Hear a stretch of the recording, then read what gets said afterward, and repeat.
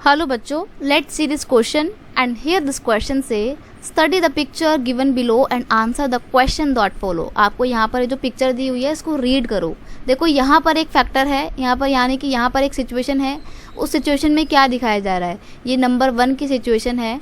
Country with no rich and no poor, यानी कि एक ऐसा देश जहाँ पर ना तो कोई अमीर है ना ही कोई गरीब है, यानी कि इनकम की बहुत ज़्यादा इक्वालिटी देखने को मिलती है।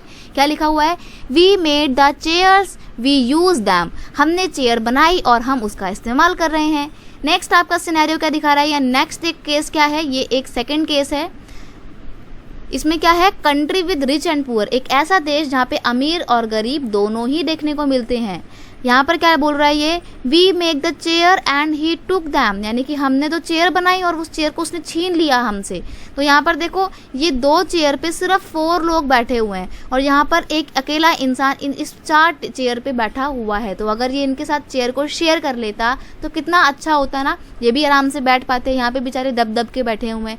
तो यहाँ पे ये दिखाने की कोशिश की जा रही है कि एक कंट्री में तो इक्वालिटी है, सभी समान रूप से रह रहे हैं, ना कोई अमीर है ना कोई गरीब है। लेकिन दूसरी कंट्री में कितनी ज़्यादा इनइक्वालिटी है, गरीब लोगों को कितने कम में एडजस्ट करना पड़ता है और अमीरों के पास कितना पैसा होता है।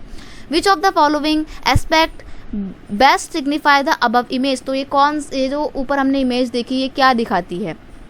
First image shows the equality while other shows in equality, first image equality को शो करती है और दूसरी इमेज इन इक्वालिटी को शो करती है। मेरे को काफ़ी हद तक सही लग रही है स्टेटमेंट, बाकी हम पहले बाकी के भी स्टेटमेंट्स पढ़ेंगे।